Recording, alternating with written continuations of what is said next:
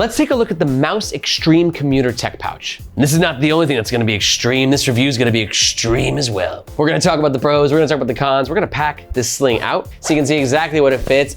And if you're not quite feeling it, you're gonna wanna stick around to the end of the video because I got some alternative sling recommendations / tech pouches that might be a bit more up your alley.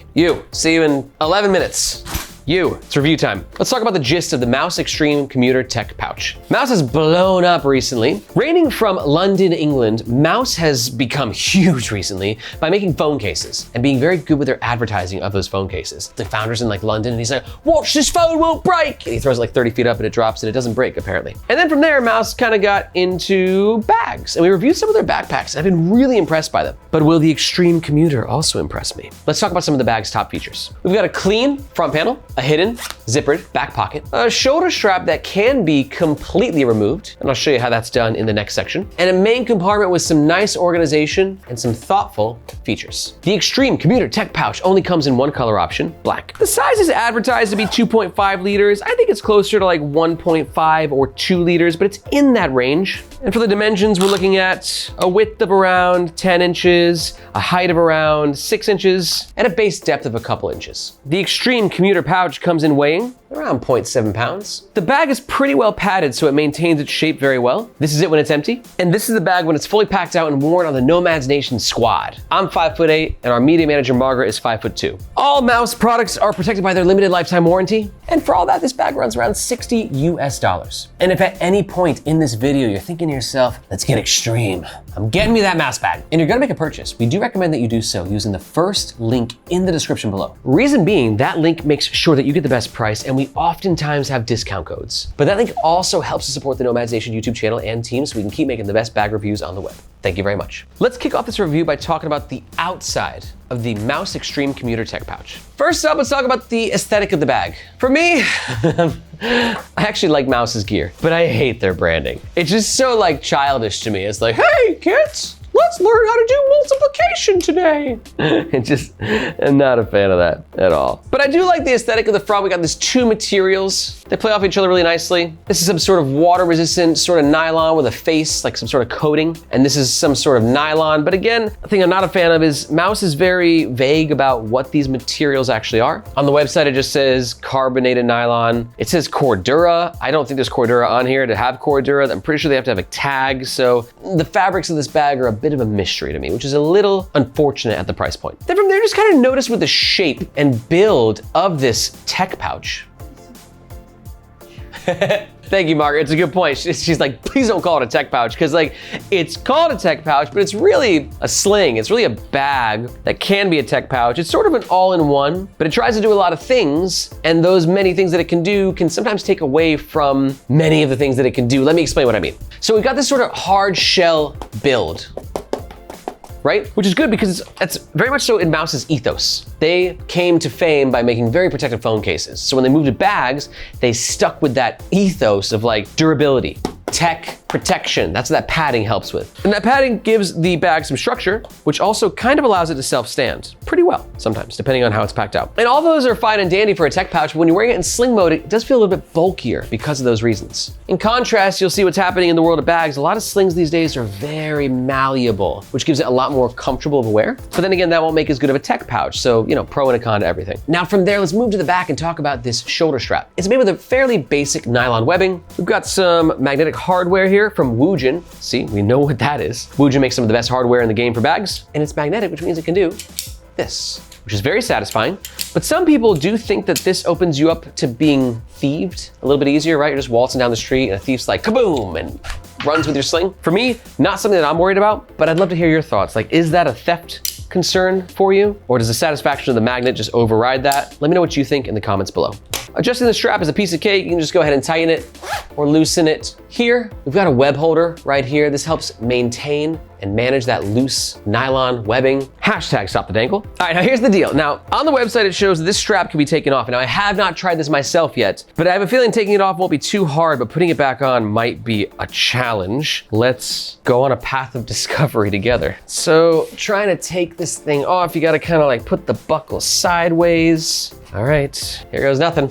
All right, so it came off. Now you can see this is the shoulder strap in all of its glory. And now we're in full tech pouch mode. We're gonna talk about this back pocket in the next section along with the main compartment. But now the question is, can we get this strap back on? All right, start the timer. I think this will take me at least 2 minutes. And go.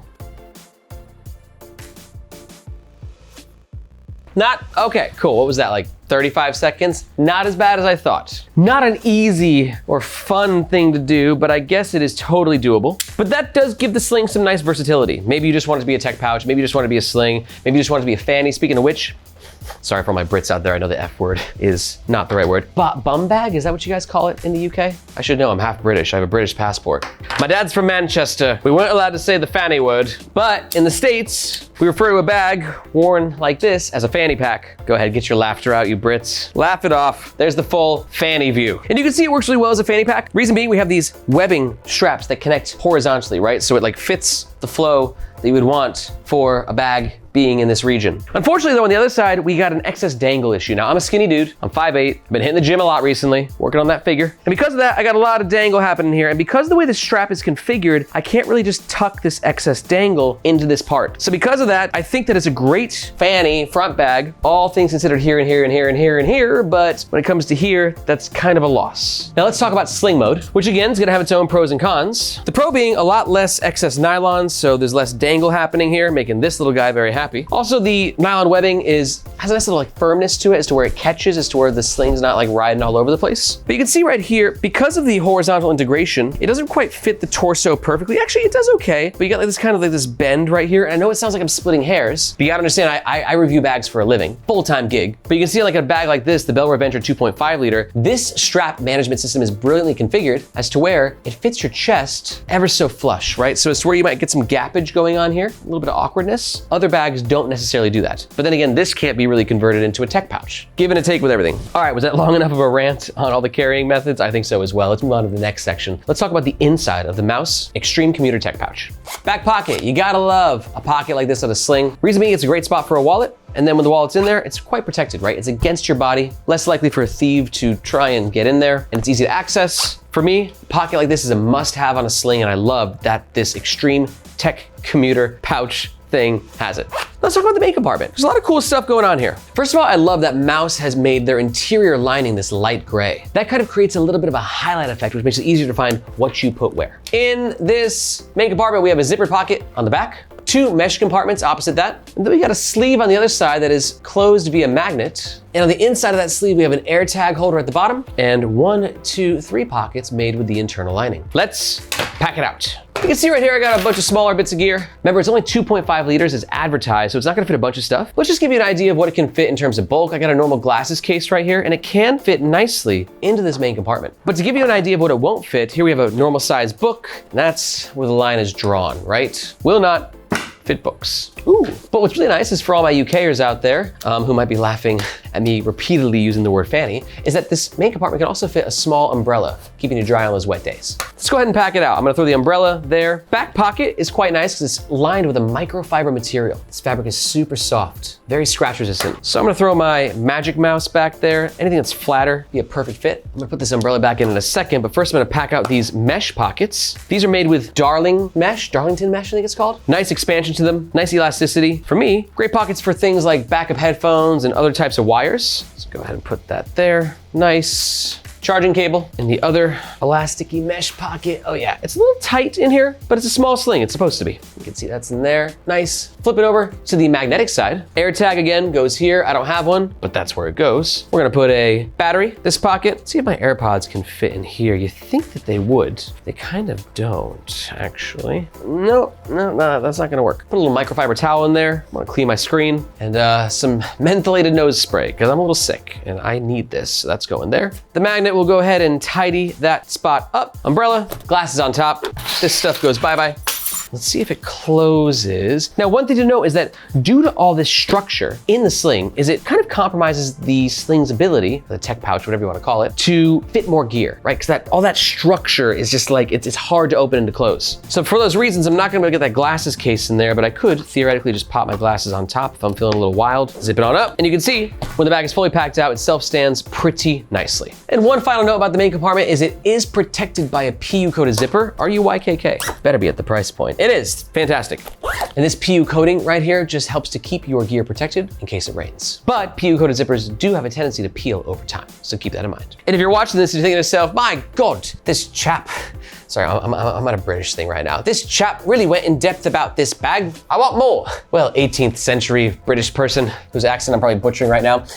If you're really digging this review, I just want to let you know that here at Nomads Nation, we don't just do really in-depth bag reviews, but we also have the Nomads Nation newsletter, which if you're kind of digging this whole like in-depth bag world stuff, you got to understand this is just scraping the surface. There's so many crazy awesome brands who are making so many crazy awesome bags from all around the world. And the Nomads Nation newsletter is sort of the heart of that world, where I'm like your reporter on the front lines, bringing all the new drops and limited edition releases and industry gossip straight to your inbox. So if you want to get a behind the scenes look as to what's happening in the world of bags right now, be sure to sign up for the Nomads Nation newsletter, which you can do so by finding this globe emoji in the description below. I hope to see you in your inbox. Okay, now let's talk about the overall pros and the cons of the Mouse Extreme Commuter Tech Pouch. Pro number one is I love the light gray internal materials. Pro number two is the bag has pretty solid weather resistance with this material and the PU coated zipper. And pro number three is that it can be worn and used in multiple ways. But on the cons, con number one is it can be used and worn in multiple ways. And I know it's confusing, but remember, anytime one bag tries to do multiple things, it has to make compromises to do those things. Con number two is the difficulty of getting the shoulder strap back on the sling after it's been taken